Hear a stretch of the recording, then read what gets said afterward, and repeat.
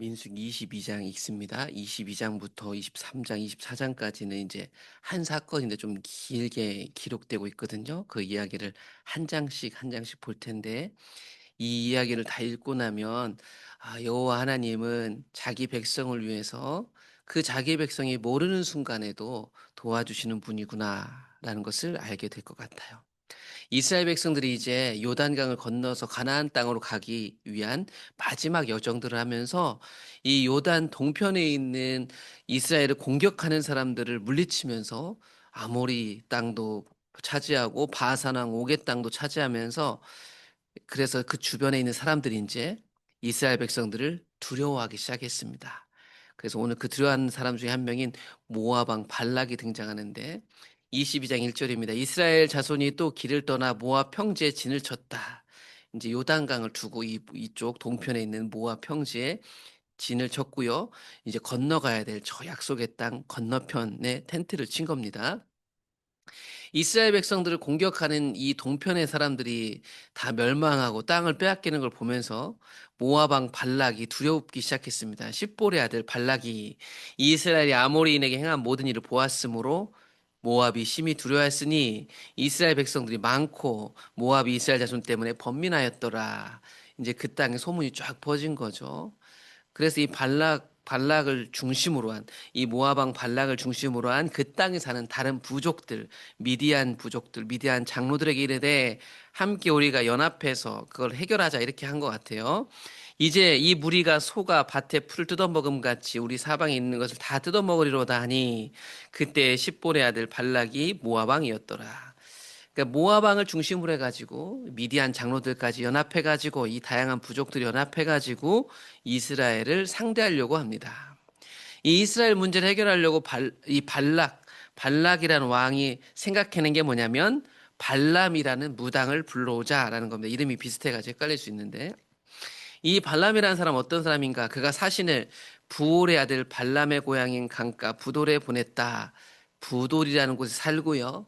이 사람 아버지는 부올인데 이 부올이 나중에 이제 25장에 보면 이 부올이라는 사람이 바알, 그러니까 풍요의 신을 섬기는데 한몫했던 사람 같아요. 그래 나중에 보면 이스라엘 백성들이 바알 부올에 가담했다라는 게 25장에 나오는데 부올의 바알 신에게 가담했다 이 뜻이거든요. 아무튼 이걸 좀 기억해 놓으시고 이 발람이라는 사람, 바알 신을 섬기는 이 발람이라는 사람을 불러오게 합니다. 보라, 한 민족이 애굽에서 나왔는데 그들이 지면 옆에서 우리 맞은편에 거주하였고 우리보다 강하니 청하건대 와서 나를 위하여 이 백성을 저주하라. 발락이 이 발람을 찾는 이유는 이 사람을 불러서 이스라엘 백성들을 저주하게 시키려고 했던 것입니다. 이 발람을 찾는 이유는 발람이 복을 비는 자는 복을 받고 저주하는 자는 저주를 받을 줄을 우리는 잘 알고 있습니다. 그러니까 이 모압 땅 주변에서 발람 하면은 저 사람이 용한 무당으로 통하는 거죠. 그래서 저 사람이 복을 빈 사람 복 받고 저주한 사람 저주 받더라가 소문이 쫙 퍼져서 사람을 보낸 겁니다.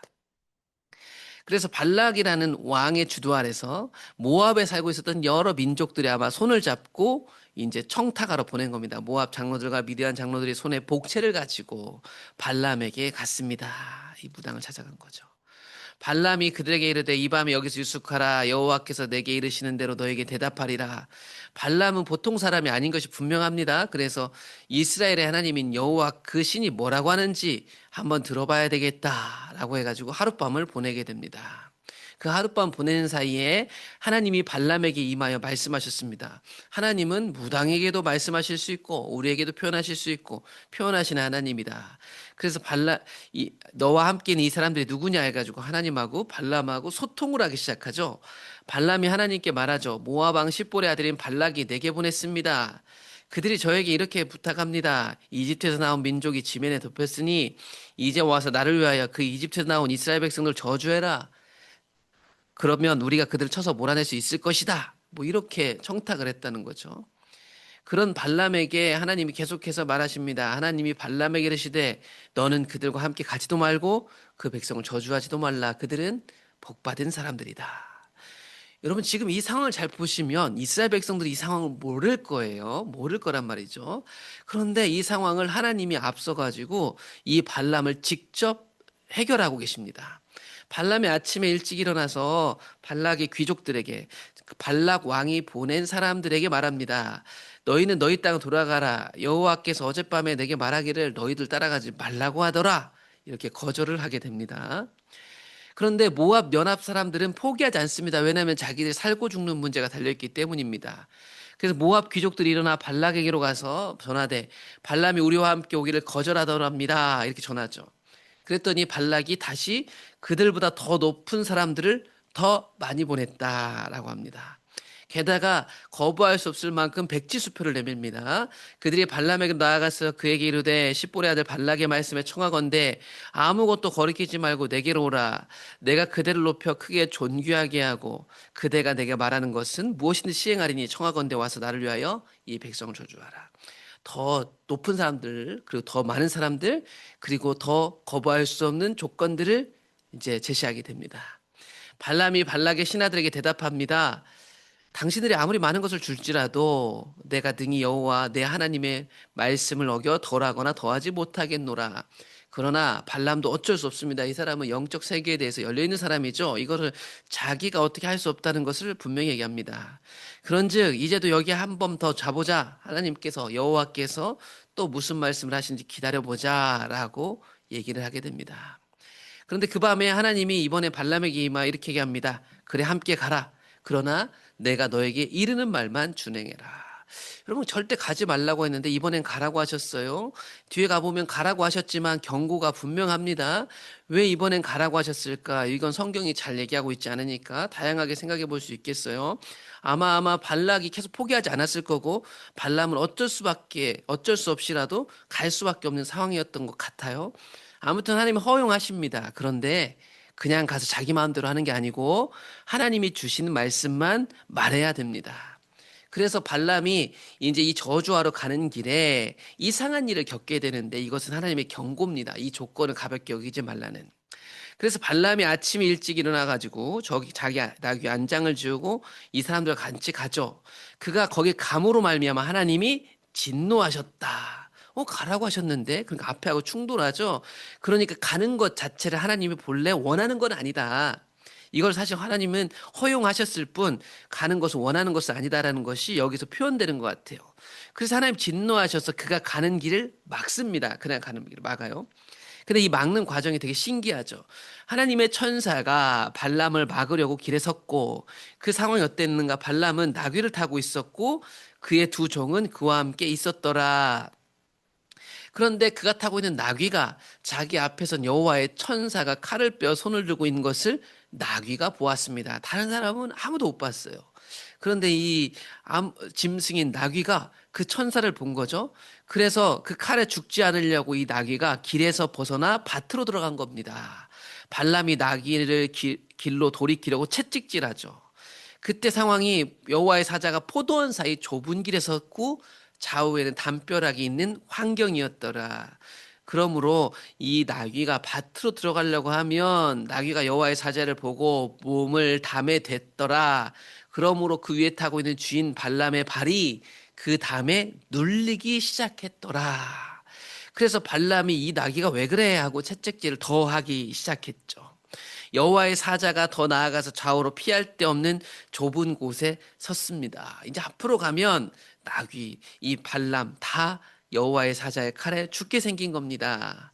나귀가 여호와의 사자를 보고 발람 밑에 엎드리니 이제 좌우로도 못 가고 주저앉아 버린 것이죠. 발람이 분노하여 자기 지팡이로 자기 나귀를 때리기 시작했습니다. 그때 하나님이 이 짐승의 입을 열어서 말하게 하시니 발람에게 이르되 내가 당신에게 무엇을 하였기에 나를 이같이 세 번이나 때립니까? 나귀가 말하는 거예요. 용암 무당도 사실은 나귀가 말하는 것은 들어본 적이 없을 텐데 하나님이 입을 여시니까 나귀가 자기 주인에게 표현을 하더라. 나를 왜 때리느냐? 발람이 나귀에게 말합니다. 네가 나를 거역하였기 때문이니 내 손에 칼이 있었다면 이 지팡이가 아니라 이 칼로 너를 죽였을 것이다. 이렇게 얘기를 합니다. 나귀가 발람에게 말하죠. 나는 당신이 오늘까지 일생 동안 탄 나귀 아닙니까? 내가 언제 당신에게 이같이 하는 버릇이 있었습니까? 그가 말하되 없었느니라. 그렇죠. 나귀가 이런 적이 없어요. 이 나귀에 대해서 가장 잘 아는 사람은 발람입니다. 발람. 그런데 발람이 이걸 눈치채지 못하고 있었습니다. 그때서야 여호와께서 발람의 눈도 열어주시니 자기 앞에 있는 손에 칼을 빼어든 여호와의 사자를 보았더라. 그리고 머리를 숙이고 엎드리니 여호와의 사자가 말하죠. 너는 어찌하여 내 나귀를 이같이 3번 때렸느냐? 보라, 내 앞길에서 내 길이 사악함으로 내가 너를 막으려고 나왔더라. 그러니까 지금 가서 이스라엘을 저주하는 것은 하나님이 원하지 않는 일이다 라는 것을 분명히 하십니다. 가는 길에 말이 바뀌어서 혹시 모압 왕의 청탁에 흔들려서 거짓 예언했다가는 어떻게 되는지 하나님이 경고하시는 것 같아요. 나귀가 나를 보고 이같이 3번이나 돌이켜 내 앞에 피하였느니라. 나귀가 만일 돌이켜 나를 피하지 아니하였더라면 내가 벌써 너를 죽이고 나귀는 살려줬을 것이다. 나귀 행동의 진실에 대해서 여호와의 사자가 낱낱이 진실을 알려주게 됩니다. 발람이 여호와의 사자에게 말하되 내가 범죄하였습니다. 당신이 나를 막으려고 길에 서신 줄을 내가 알지 못했습니다. 당신이 이를 기뻐하지 아니하시면 나는 돌아가겠습니다. 여호와의 사자가 발람에게 말하죠. 가라, 그들과 함께 가라. 그러나 내가 내게 이르는 말만 말할지니라. 그러니 이 가라고 허용한 것에 대해서 오해하면 안 되겠습니다. 그들의 뜻을 들어주라는 것이 아니었습니다. 하나님이 전하는 말만 꼭 해야 된다는 경고였습니다. 발락은 발람이 온다함을 듣고 모압 변경의 끝 아르논 가에 있는 성읍까지 가서 그를 영접했습니다. 발락은요, 이 발람이 온다는 게 너무 좋아가지고 멀리까지 가서 그를 영접했습니다. 발락은 발람에게 이르되 내가 특별히 사람을 보내어 그들을 부르지 않았습니까? 그대가 어찌 내게 오지 아니하였습니까? 내가 어찌 그들을 높여 존귀하게 하지 못하겠습니까? 발락은요, 자기가 있는 모든 것을 줘서라도 자기 목적 이스라엘 저주를 이루려고 발람을 불렀습니다. 발람이 발락에게 말합니다. 내가 오긴 했지만 무엇을 말할 능력이 있겠습니까? 하나님이 내 입에 주시는 말씀 그것을 말할 뿐입니다. 그렇게 하면서 발락이 소와 양을 잡아 발람과 그의 함께 고관들을 대접했습니다. 이제 드디어 발람이 예언하기 시작합니다. 바알의 산당에 올라 이스라엘 백성을 바라봅니다. 아침에 발락이 발람과 함께하고 그를 인도하여 바알의 신당, 저 산 꼭대기에 있는 바알의 산당에 오르매 발람이 거기서 이스라엘 백성들의 텐트 친 것을 보게 되었습니다.